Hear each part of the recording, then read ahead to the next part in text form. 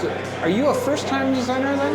Yeah. Okay. I've worked on a lot of like amateur. I've made a lot of fan fiction for different board games, but I've not. This is my first time. It's the first of my projects that's made it this far. I'll put it that way. That I'm confident enough to be showing at conventions.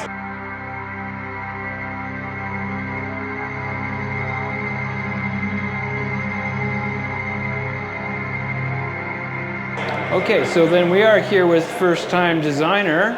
Tell everyone your name. Mar Hepto. Mar Hepto. So nom de jeu. The first time getting your design kind of out there in this capacity, right? Like yes. For people to actually play test and like maybe be a commercially viable product down the road. Is that the goal? Yeah. Okay, great. That's correct. So tell us at a high level, what is your game all about? How does it work? Right, so in The Devil's Advocates, players are residents of Smallville, USA in the year 1980X, and they have all become very concerned about reports of satanic ritual abuse occurring in their communities, and they're all very worried about this. So their goal is to investigate and find out whether or not this abuse is actually taking place, and to find the perpetrators and condemn them or find them innocent as the case may be. So the players gain points by either sending people to jail or by keeping them out of jail. But if the general public, the general public awareness of the panic, the public's fear of Satan ever fades, if they ever stop being afraid of Satan, then the game ends, and there will still be a winner. It'll be whoever has the most points, but the players who are on the wrong side of history, right? The players who were bidding on the panic succeeding if it fails, or it failing if it succeeds. The players who are on the wrong side of history automatically lose, right? So it's then a remainder of who has the most points of the remaining players, and so there's a lot of shifting incentives and alignments there that I think is really interesting and evocative at the time. So how long have you had this idea to create a game around this narrative? I started working on this about 6 months ago. I was looking for a subject to work on for the sake of the Zenobia Awards, which I'm participating in, and I originally I didn't really think of myself as a historical game designer. Right? Like a lot of my stuff was more just like whatever general subjects I found interesting, right? So I picked this because it seemed like something that was accessible for me to research. Like I'm not studying antiquity or something where like, the sources are going to be in another language or like whatever. It was something that seemed like it would be approachable for me to research and that might be of interest to people. And it was something that I thought was really interesting or unique and that I cared about. And the more I started reading things from the period and just studies of these events, I just got to the point where I was like, I have to make a game about this because there's so much weird history buried in these margins of just people do strange things when they are scared, and that's something that I want to kind of depict and discuss. And I'm really heartened to see people's reaction to it, and so I've had a lot of fun working on this, and there's so much there's so many little details I want to fill in. So what drew you to the topic in the first place? Like, you seem young. I don't think you would have grown up around this time. No, I did not exist. This is before your time. I did not exist in the 80s. So yeah, like what piqued your interest in general? Well, I listened to a bunch of podcasts. So if they ever find this, I listened to some episodes of the podcast you're on about, which have done a bunch of like deep dives into different pieces of this history.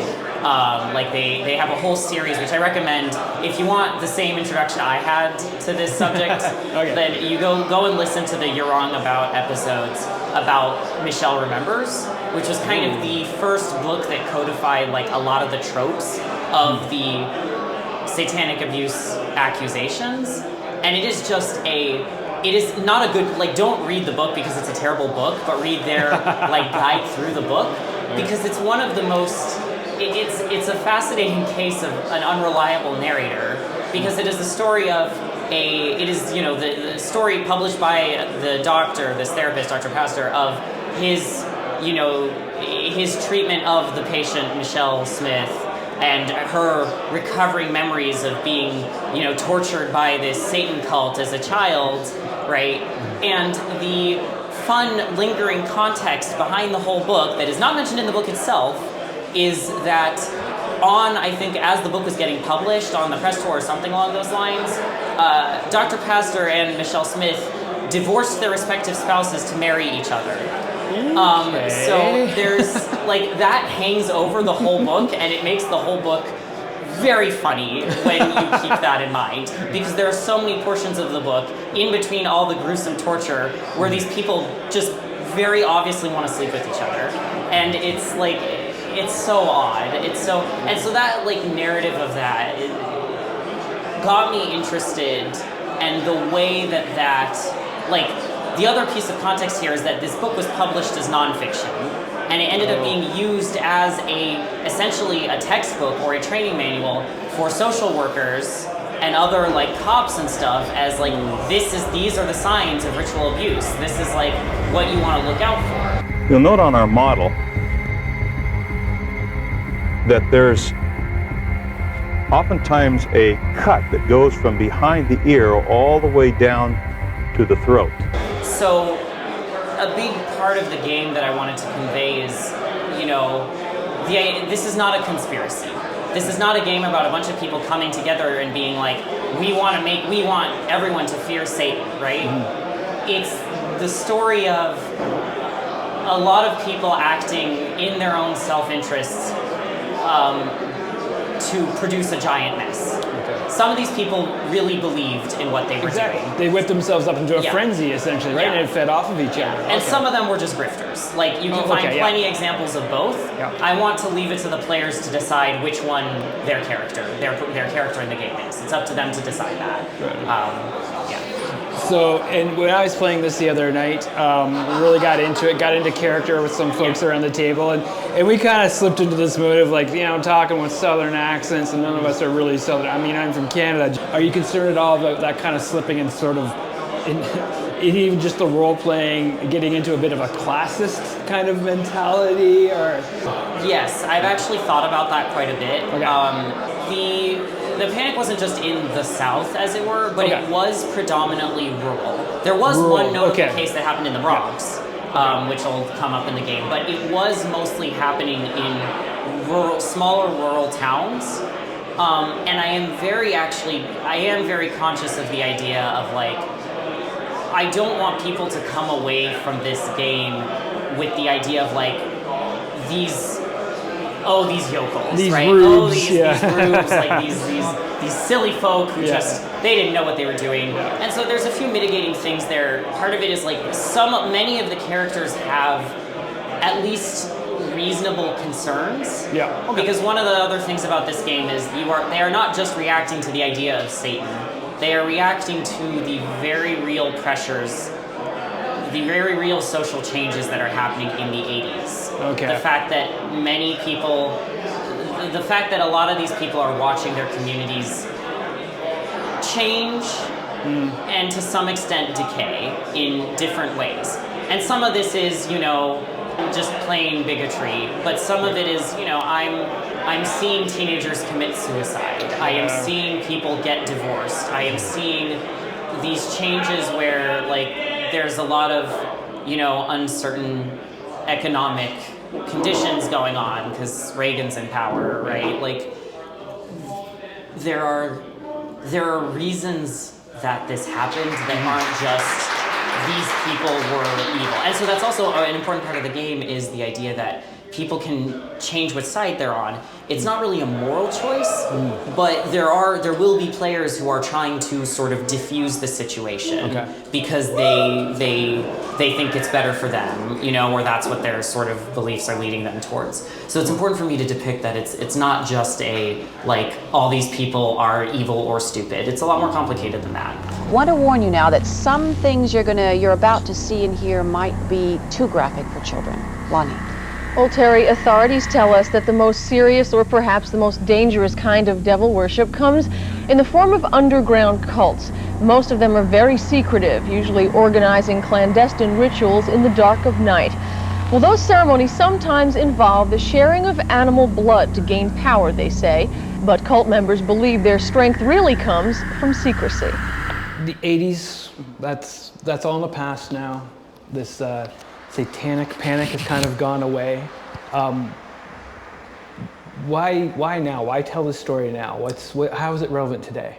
So it is relevant because we keep doing this, because the inevitable thing that happened, or the thing that ended up happening with this sort of moral panic, is that it just kind of mutated and took on new forms for modern audiences. And when I talk about this, a lot of people will tell me, oh, it's like QAnon, right? Oh, Which okay. is, I think of it a little, the thing about QAnon is that it's less of a moral panic and more of just a widespread conspiracy theory with religious overtones, which is, that's, in a sense, it's one of the Satanic Panic's red-haired stepchildren. Is we now have this cultural like idea of the evil, child abusing cults, and that comes through in narratives about Pizzagate. You do see yeah, a lot, it's very a lot of the like cultural flavor, or like the general things that we are terrified about have not changed.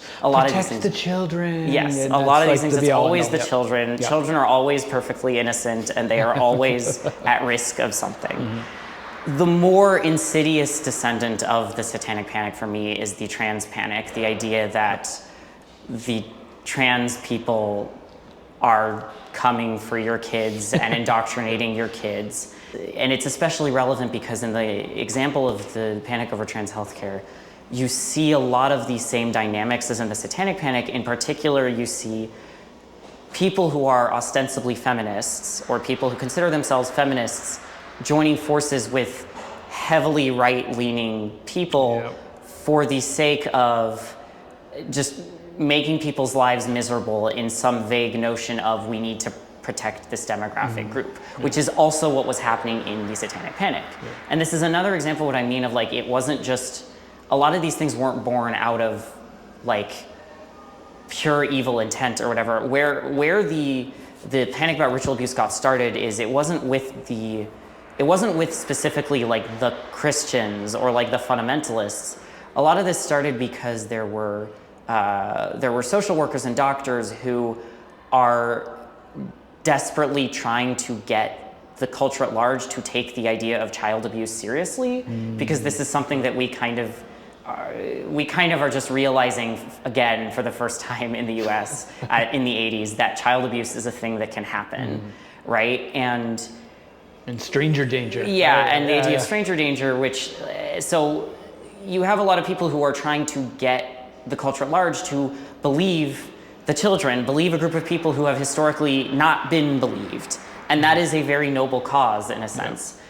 But what it leads to in this case is, rather than accepting the reality, which is that the abuse of this type mostly occurs within families, mostly occurs in situations where children do not have power or agency over themselves, we want to believe that it's the evil outsiders, that it is the pure evil, the Satanists, right? Who are like so evil, they can do anything horrible that you can imagine because they don't exist. So like they can do they do everything and anything you're scared of, and it is a lot easier to accept that they are at fault than to look inward. And it's similar with a lot of trans panic stuff, right? And also this the parallels of the protecting, sometimes the people that can't speak up for themselves and say, no, I don't need you to foster this on me, like the children, the unborn, the dead soldiers. We see that happen a lot for people that are